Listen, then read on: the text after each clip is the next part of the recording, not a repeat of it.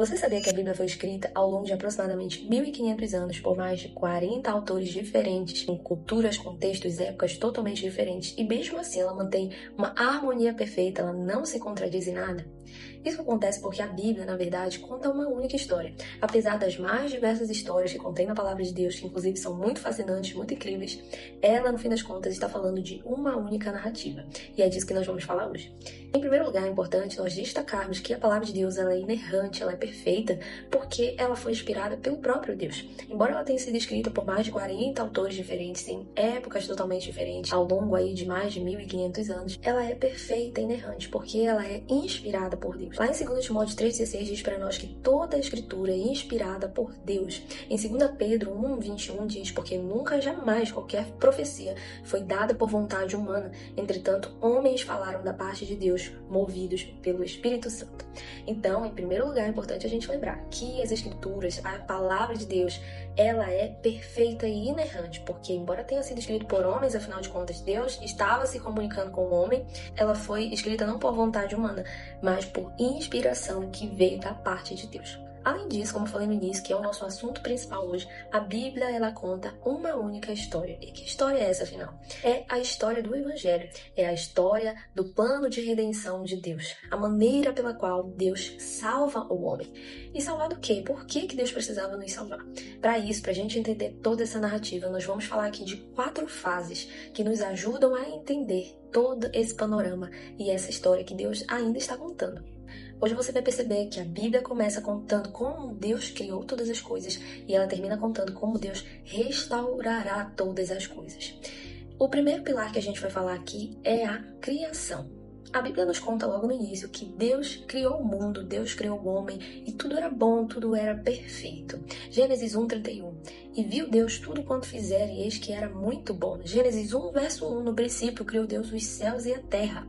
Gênesis 1:26. Façamos o homem à nossa imagem, conforme a nossa semelhança.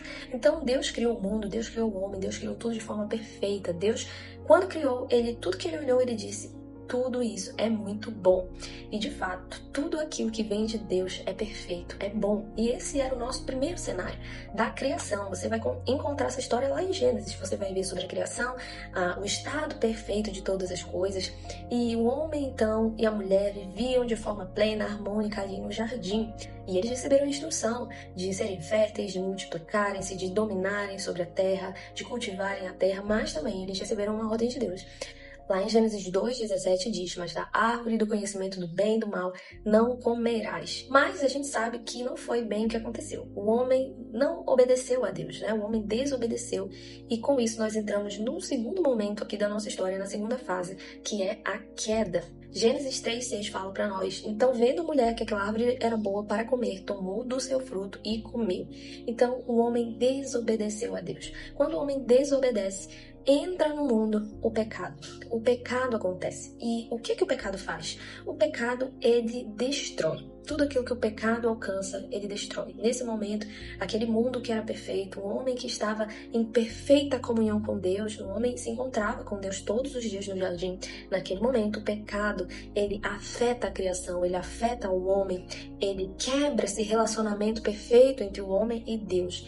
E o pecado coloca toda a criação debaixo de uma maldição. Nós vamos encontrar ainda em Gênesis, Deus proferindo maldições para esses personagens que nós vamos encontrar. Para o homem, para a mulher e para a serpente, que foi a responsável, né, por oferecer aquele fruto e por enganar Eva e, por consequência, Adão. Ou seja, houveram muitas consequências para aquele pecado, para aquela desobediência. Vamos ver quais foram essas consequências? Para o homem, Deus disse assim: visto que atendeste à voz de tua mulher e comeste da árvore que eu te ordenara que não comesses, maldita é a terra por tua causa. Olha só a maldição do pecado afetando a criação.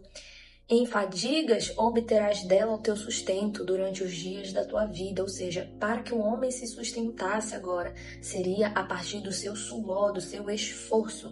No suor do rosto comerás o teu pão, até que te tornes a terra, pois dela fostes formado, porque tu és pó, e ao pó tornarás. Isso está lá em Gênesis 3:17 e 19. Para a mulher, Deus disse: multiplicarei sobre modo os sofrimentos da tua gravidez. Em meio de dores darás à luz filhos, e o teu desejo será para o teu marido, e ele te governará.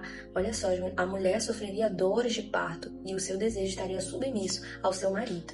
E, por fim, a maldição da serpente. Gênesis 3,14, Deus diz para a serpente: visto que isso fizeste, maldita és entre todos os animais domésticos, rastejarás sobre o teu ventre, comerás pó todos os dias da tua vida. E no final, aqui vem algo muito importante. Deus diz: porém, inimizade entre ti e a mulher, entre a tua descendência e o seu descendente, ou seja, o descendente da mulher. Este te ferirá a cabeça e tu lhe ferirás o calcanhar. Nesse momento, Deus estava prometendo Jesus.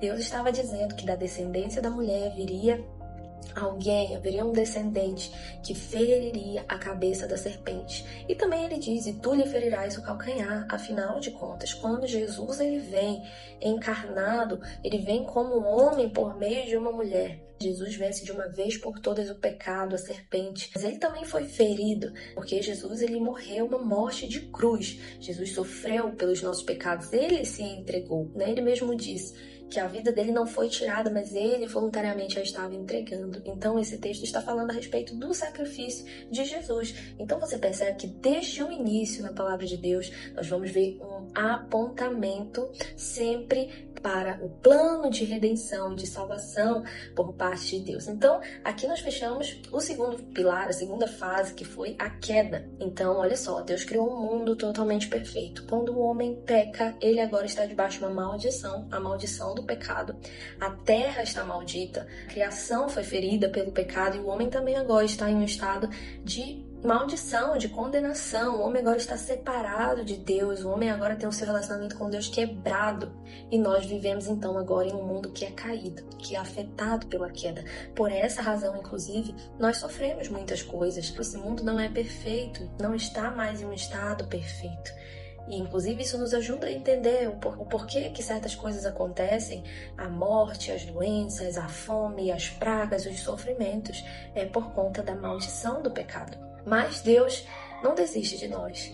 Deus, ele lança essa promessa a respeito de Jesus. E é aí que entra a nossa terceira fase, esse terceiro pilar dessa história, que é a redenção. É o momento onde Jesus ele vem, morre e ressuscita, cumprindo então a sua obra de redenção. Essa obra de Jesus, que é uma obra de substituição. Por que de substituição? Porque lembra que o homem pecou, o homem é que estava condenado, né, à morte por conta do seu pecado. O salário do pecado é a morte. Mas Jesus ele vem, ele sofre por nós essa morte. Jesus foi então o único homem capaz de cumprir perfeitamente a lei. E ele mesmo foi o sacrifício em nosso lugar. Nós jamais seríamos capazes de cumprir perfeitamente a lei de Deus. E a lei ela não era suficiente para salvar. A lei ela foi importante para ressaltar o pecado e nos dizer que precisávamos de um Salvador.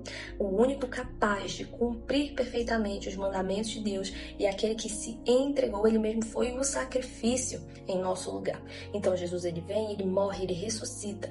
E ele então conquista para nós essa salvação, dessa condenação eterna. Hoje, por meio da fé em Jesus, nós podemos ser salvos, nós podemos ser livres da condenação do pecado, do domínio do pecado. Ainda não estamos livres da presença do pecado. E quando é que isso vai acontecer? Na nossa quarta fase, no nosso quarto pilar. Quando então Deus restaurará todas as coisas novamente a um estado perfeito. Jesus voltará, a volta gloriosa de Jesus é quando todas as coisas então serão consumadas, esse plano perfeito de Deus estará perfeitamente consumado e nós estaremos então livres da presença do pecado também. Nós viveremos novamente diante de Deus, face a face com Deus. Apocalipse 21:5 diz: eis que faço novas todas as coisas. Apocalipse 21:1, vi novo céu e nova terra. Então o Senhor fará novos céus, nova terra para nós, onde nós habitaremos pessoalmente com Deus e tudo novamente estará perfeito. Então, lembra que eu falei no começo? A Bíblia conta a história de Deus criando todas as coisas e o final dessa história, Deus restaurando perfeitamente todas as coisas, porque no meio desse caminho aconteceu a queda, o homem pecou, a maldição do pecado chegou, mas em Cristo Jesus nós somos livres dessa condenação, dessa culpa que estava sobre nós. Cristo pagou e sofreu em nosso lugar. E agora, salvos em Jesus, nós esperamos pela sua volta gloriosa, onde todas as coisas estarão restauradas novamente para sempre. Então, esse é o panorama da única história que a Bíblia conta. Toda palavra que você abrir, todo versículo, todo texto que você abrir, estará em um desses momentos ou apontando para um desses momentos. Porque, como eu falei, a Bíblia conta uma única história. A história de como Deus salvou o homem. No Antigo Testamento, a gente vê Deus se revelando ao homem progressivamente, e em Cristo ele se revela perfeitamente, plenamente em Jesus. Então, a Bíblia sempre estará contando essa história do nosso relacionamento com Deus. Deus se revelando para nós, esse relacionamento que um dia foi quebrado pelo pecado, mas agora ele é reconciliado em Jesus, e um dia estaremos novamente com o Senhor Jesus, vivendo pessoalmente e desfrutando de uma comunhão perfeita com Ele e com todas as coisas perfeitamente restauradas. Continue abençoado, guarde seu coração em Jesus, que essa palavra fique no seu coração. E lembre-se, sempre que você lê a palavra de Deus, pode procurar que ela estará apontando para algum desses momentos da história, porque ela é sempre sobre Jesus e sobre a sua obra. Se esse vídeo te ajudou a entender um pouco mais sobre a palavra de Deus, compartilhe com alguém, e se tiver alguma dúvida pode deixar aí embaixo que a gente vai conversar. Que Deus te abençoe.